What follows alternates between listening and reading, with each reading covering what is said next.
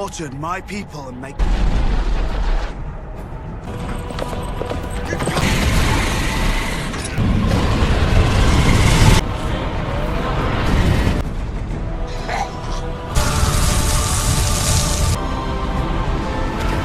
die. I die a free man!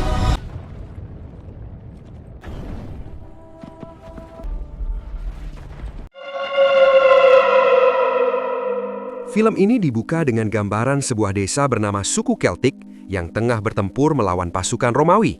Mereka berjuang mempertahankan tanah leluhur yang hendak direbut secara paksa.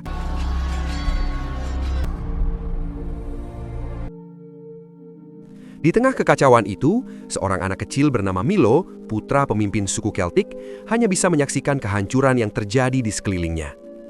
Kebingungan dan ketakutan terlihat jelas di wajahnya. Terlebih saat ia menyaksikan ayahnya kalah dalam pertempuran dan akhirnya terbunuh. Dengan kekuatan dan jumlah pasukan yang jauh lebih besar, Romawi berhasil mengalahkan suku Keltik dalam waktu singkat. Sebagai peringatan bagi desa-desa lain, Senator Corvus selaku pemimpin pasukan langsung memerintahkan agar seluruh penduduk yang masih hidup dibunuh tanpa ampun.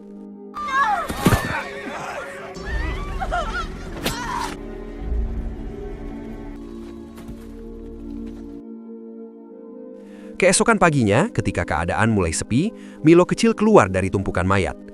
Di sekelilingnya, ia melihat warga desa digantung di pepohonan sebagai peringatan bagi siapapun yang berani menentang kekuasaan Kaisar Romawi.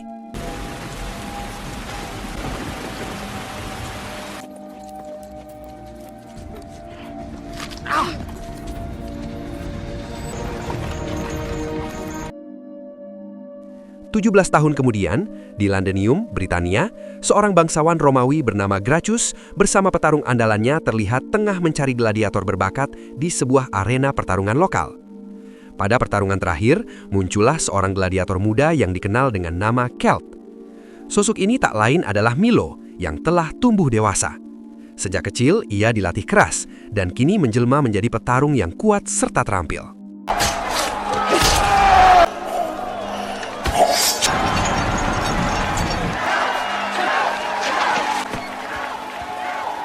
Setelah mendapatkan beberapa gladiator, mereka pun digiring menuju kota Pompei.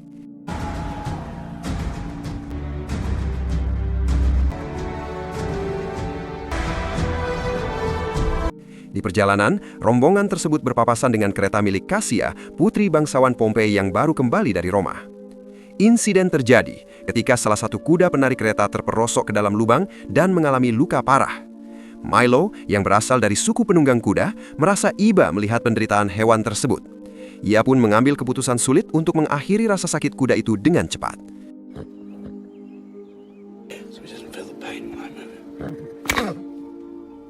Get up. Thank you. See his muscles. Tak lama setelah kejadian tersebut, rombongan akhirnya tiba di kota Pompei, sebuah kota megah yang berdiri tepat di bawah Gunung Vesuvius. Kota ini dikenal sebagai pusat hiburan dan kemewahan, bahkan oleh banyak sejarawan disebut sebagai kota paling bebas di wilayah Romawi pada masa itu. Setibanya di rumah, Cassia langsung berlari menemui kedua orang tuanya, Severus dan Aurelia. Raut wajahnya menunjukkan kerinduan yang mendalam. Ia mengungkapkan bahwa meskipun Roma menawarkan kemewahan, ia tidak benar-benar merasa betah berada di sana. Pompei bagi Cassia tetap menjadi tempat yang paling ia rindukan. Good to see you. To you with that presence.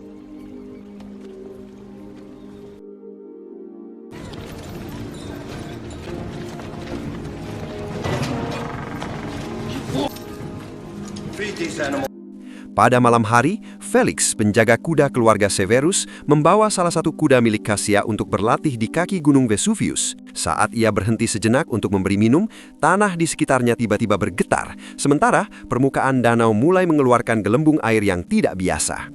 Peristiwa tersebut menjadi pertanda bahwa aktivitas Gunung Vesuvius mulai meningkat. What's wrong?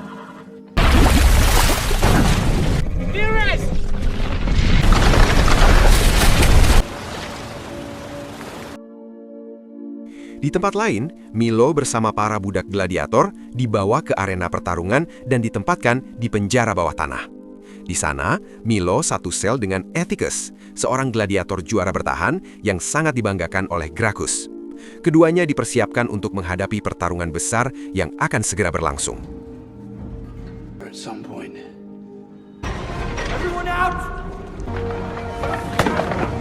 Keesokan harinya, suasana arena Pompei dipenuhi aktivitas latihan para gladiator. Atticus diketahui akan memperoleh kebebasannya apabila berhasil memenangkan pertarungan tersebut.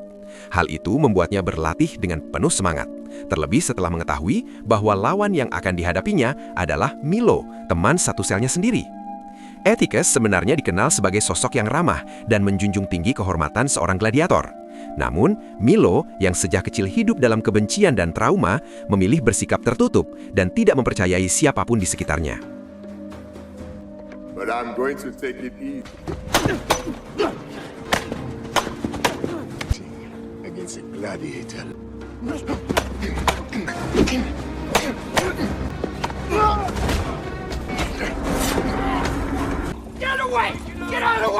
Di tengah sesi latihan, seorang gladiator yang menyimpan dendam terhadap Milo mencoba menyerangnya secara diam-diam menggunakan belati kecil. Atticus yang menyadari hal tersebut, ia mendorong Milo menjauh dan melumpuhkan penyerang itu hingga terjatuh. Usai latihan, Milo mempertanyakan alasan Atticus menolongnya, padahal mereka berdua akan bertarung sampai mati pada pertandingan esok hari. Atticus menjawab dengan tenang bahwa seorang gladiator seharusnya mati oleh serangan dari depan, bukan dari belakang. Should die from a blade to the body. Sleep will be tomorrow. When the time comes. Masih di hari yang sama, Senator Corvus tiba di kota Pompei bersama pasukan Romawi untuk kepentingan investasi. Namun, kehadiran mereka justru disambut dengan sikap dingin dari warga. Menyadari situasi tersebut, Severus dan Aurelia tetap berusaha bersikap ramah dan terbuka demi menjaga hubungan baik dengan Roma, serta berharap adanya dukungan untuk pembangunan kota Pompei. Severus kemudian menanyakan kabar mengenai Kaisar Roma yang baru. Corvus menjawab dengan yakin bahwa sang kaisar berada dalam kondisi baik dan dicintai oleh rakyatnya. Namun penjelasan tersebut justru bertolak belakang dengan apa yang sebelumnya disampaikan Cassia kepada ibunya. Cassia memahami bahwa kedatangan Corvus ke Pompei pasti memiliki maksud lain, bukan sekedar urusan investasi. Ia mengetahui bahwa keadaan politik Roma sedang tidak stabil sejak kaisar baru naik tahta. Mother, is that Ferris? Where's Felix? Rome will make good on its promise. You showed me your weaknesses. This one. Sementara itu, Milo dan Atticus dibawa ke pesta penyambutan senator. Di sana, mereka diperlihatkan kepada para wanita bangsawan kaya yang hadir sebagai bagian dari transaksi dan hiburan kaum elit. Pada malam itu, Cassia menyadari kehadiran Milo di tengah acara. Pandangannya beberapa kali tertuju padanya, seolah muncul ketertarikan yang sulit ia abaikan. Tiba-tiba, gempa kembali mengguncang kota. Getaran tersebut membuat kuda-kuda kesayangan Cassia menjadi gelisah dan berontak di dalam kandang. Karena Felix, penjaga kuda belum ditemukan, Cassia segera memerintahkan Bellator untuk membawa Milo ke kandang.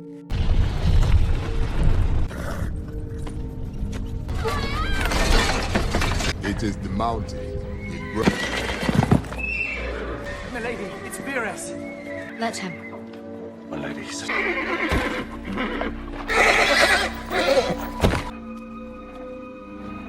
Tak lama kemudian, Cassia menyusul masuk dan mendapati Milo telah berhasil menenangkan kuda-kuda yang sebelumnya liar. Di dalam kandang, keduanya sempat berbincang.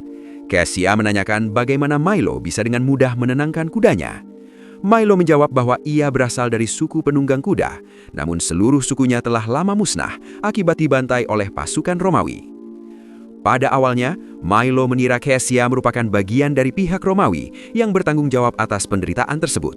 Namun Cassia menegaskan bahwa dirinya tidak sepenuhnya berada di pihak mereka. Ketika perbincangan mereka semakin mendalam, Senator Corvus tiba-tiba datang dan langsung memerintahkan agar Milo turun dari kuda.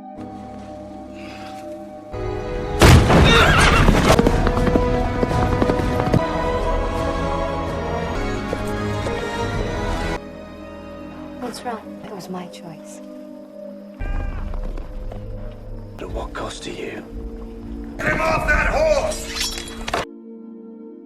Ia menganggap tindakan Milo sebagai sebuah pelanggaran besar karena seorang budak dinilai lancang telah menyentuh kuda milik Putri Pompei. Melihat Corvus kembali muncul di hadapannya, emosi Milo semakin sulit dikendalikan. Sosok itu adalah orang yang ia yakini sebagai pembunuh seluruh keluarganya. Situasi semakin tegang, namun berkat pembelaan Cassia, hukuman terhadap Milo akhirnya diringankan. Ia hanya dijatuhi hukuman 15 cambukan. This slave! Lashes should suffice.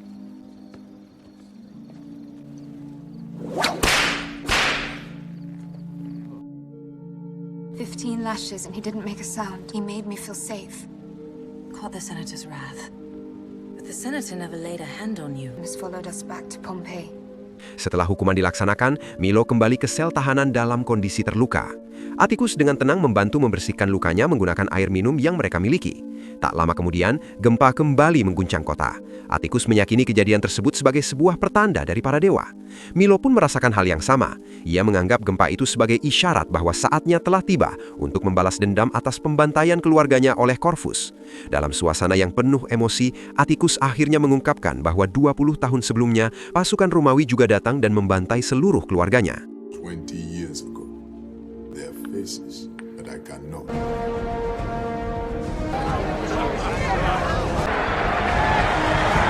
Keesokan harinya, pertandingan gladiator akan segera dimulai dengan perubahan besar dalam rencana menyusul kehadiran Senator Corvus sebagai perwakilan Roma. Seluruh penduduk berbondong-bondong memadati arena untuk menyaksikan pertarungan yang disebut sebagai tontonan terbesar di Pompei. Di bawah arena, Gracchus sempat mengusulkan penundaan pertandingan. Ia mengkhawatirkan kondisi stadion yang sudah mengalami banyak retakan dan beresiko runtuh saat dipenuhi penonton. Namun Severus menolak usulan tersebut.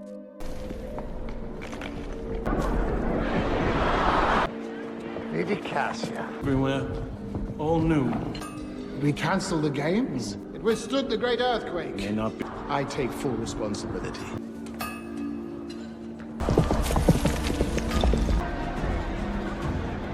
Milo dan Atticus kemudian digiring keluar dari sel menuju arena. Atticus, yang seharusnya mendapatkan pertarungan terakhir demi memenangkan kebebasannya, kini menyadari bahwa ia telah dikhianati. Tidak ada lagi pertarungan 1 lawan 1. Yang tersaji adalah pertarungan tidak seimbang. Beberapa gladiator yang dirantai pada tiang kayu harus menghadapi puluhan gladiator Romawi. Milo menyadari bahwa ini bukan sekadar pertarungan, melainkan sebuah pembantaian yang direncanakan. People of Pompeii! This isn't a battle. What? This is what you've trained for, Scott.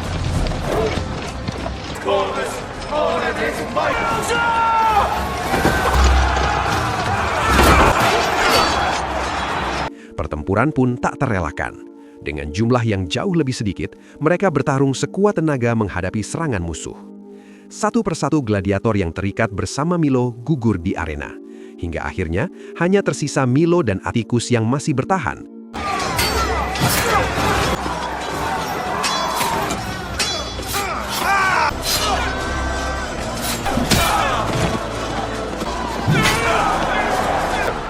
This is not exactly how I...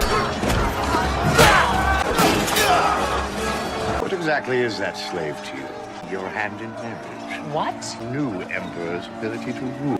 Di tengah berlangsungnya pertarungan di arena, Corvus yang duduk di tribun kehormatan bersama keluarga Severus mendekati Cassia. Dengan nada percaya diri, ia mengatakan bahwa Severus telah memberikan izin untuk menikahkannya.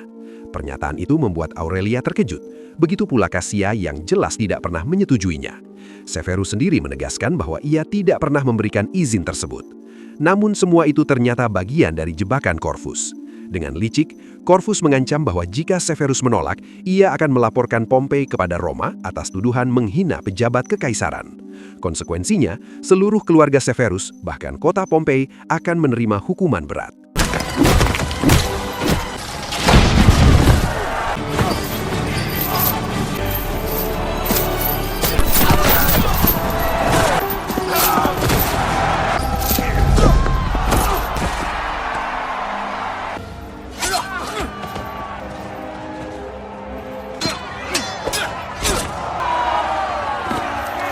Tepat sebelum Cassia dipaksa menerima lamaran tersebut, pertarungan di arena akhirnya berakhir. Milo berdiri tegak bersama Atticus di hadapan seluruh penonton. Di hadapan Corvus dan perwakilan Roma, Milo secara terang-terangan menantang kekuasaan Romawi dengan mematahkan simbol kehormatan mereka. Ia segera memerintahkan seluruh pasukan untuk bersiap membunuh Milo dan Atticus.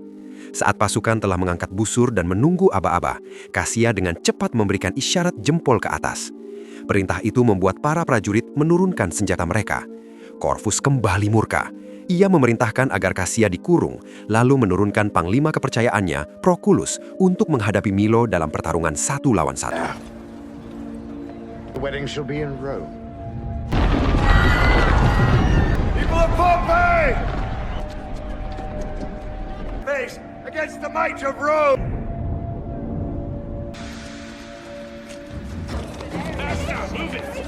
Don't touch her! Let her go! Pertarungan kembali dilanjutkan, namun di tengah suasana yang memanas, tanah tiba-tiba bergetar hebat. Gunung Vesuvius mulai meletus, memuntahkan abu dan awan panas ke udara.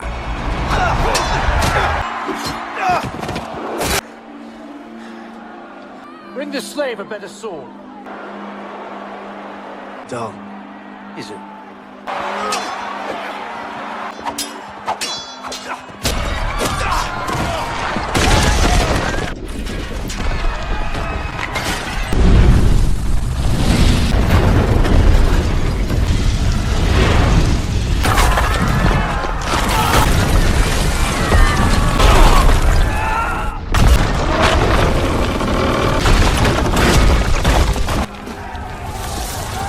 Arena perlahan runtuh. Sebuah pilar besar roboh dan menghantam balkon tempat Severus, Aurelia, dan Corvus berada.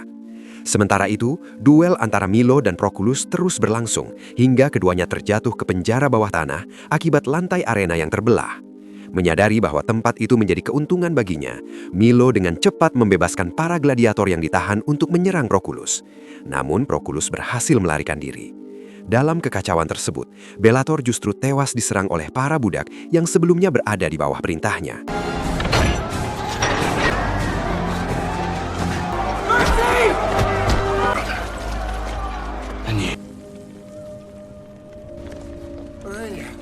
Di balkon yang telah hancur tertimbun puing, Severus yang terluka berusaha menghampiri Aurelia yang terjebak di antara reruntuhan.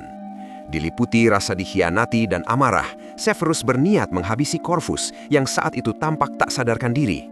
Namun sebelum ia sempat melakukannya, Corvus terbangun dan berbalik menyerang Severus hingga nyawanya tak tertolong.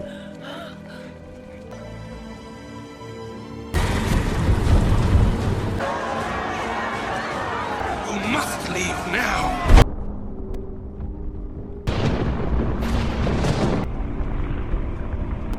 Tak lama kemudian, Milo dan Atticus yang berhasil keluar dari penjara bawah tanah mendengar rintihan Aurelia. Pada detik-detik terakhir hidupnya, Aurelia menyampaikan permintaan terakhir. Ia mempercayakan Milo untuk segera pergi menyelamatkan Cassia yang saat itu berada di villa.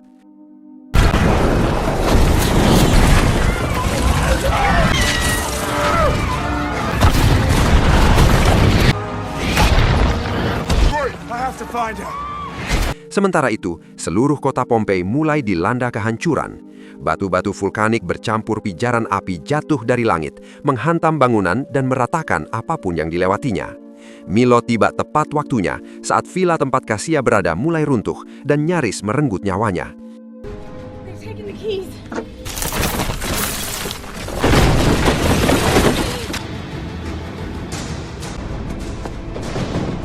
Tanpa membuang waktu, Milo membawa Cassia pergi mencari tempat yang lebih aman.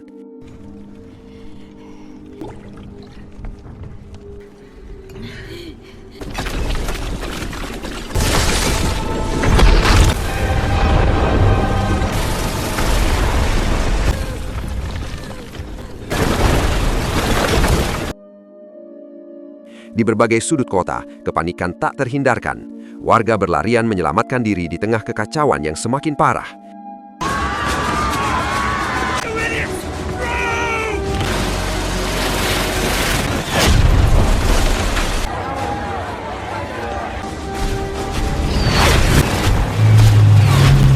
Atticus yang menyaksikan kejadian itu segera berteriak memperingatkan orang-orang agar menjauh dari pelabuhan karena gelombang besar diperkirakan akan segera menerjang kota.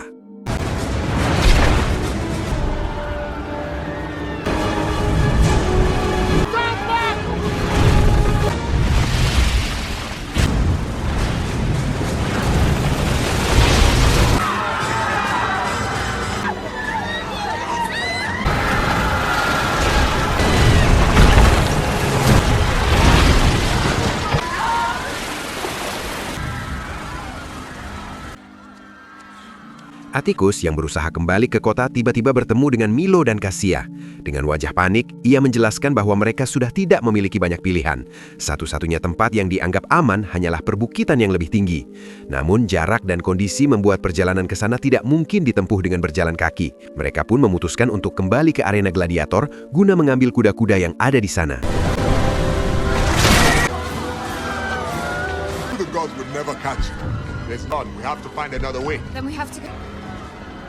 Horses.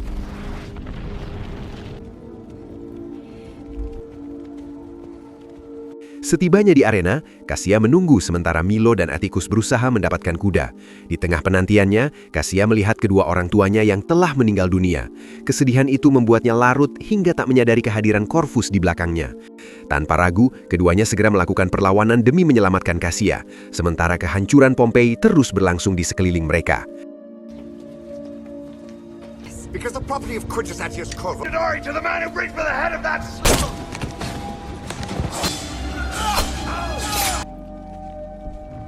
Away from you.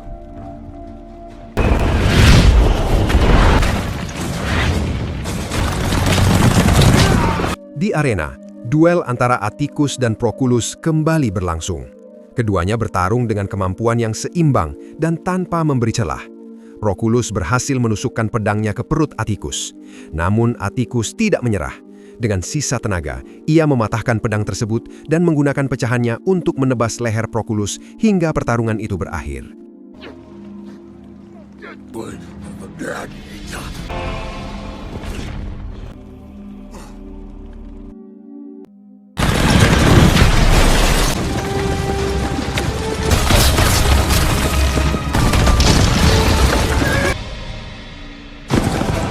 Sementara itu, Milo berhasil menemukan Corvus dan Cassia di tengah kekacauan kota.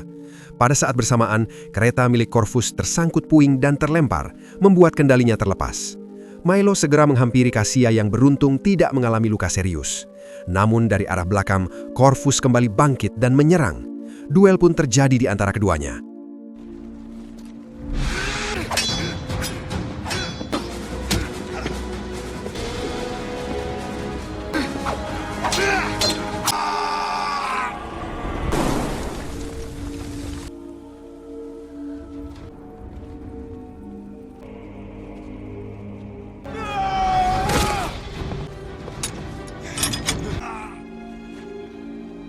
Who are you to do this to me? Senator Quintus Atius.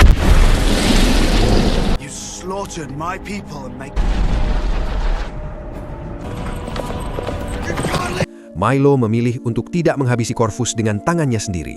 Ia meninggalkannya terjebak di tengah kehancuran, dikelilingi aliran lava dan awan panas dari Gunung Vesuvius yang kembali menggelegar.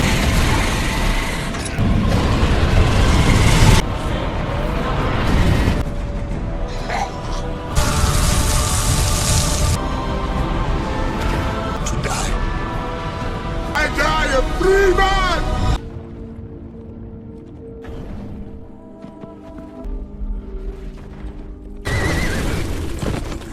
Setelah itu, Milo membawa Cassia pergi secepat mungkin meninggalkan Pompei dengan menunggang kuda Fires. Namun di tengah pelarian, Fires terlihat kelelahan dan tidak sanggup terus berlari membawa dua orang sekaligus. Menyadari hal tersebut, Milo meminta Cassia untuk melanjutkan perjalanan seorang diri bersama Fires. Cassia menolak permintaan itu. Dengan tegas, ia justru mengusir Fires agar pergi, menolak meninggalkan Milo di tengah situasi berbahaya tersebut. Keduanya memilih menghabiskan sisa waktu bersama, berdiri berhadapan, saling menatap dalam keheningan di tengah kehancuran yang tak terelakkan.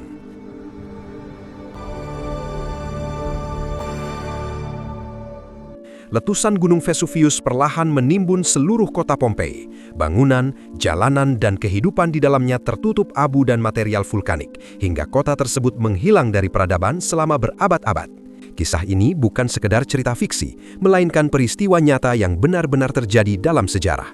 Kota Pompei yang lama terkubur akhirnya ditemukan kembali setelah ribuan tahun, menjadi saksi bisu dari tragedi besar yang pernah terjadi di masa lalu. Dan film pun selesai. Semoga dapat diambil pelajarannya, dan sampai jumpa di alur cerita seru selanjutnya.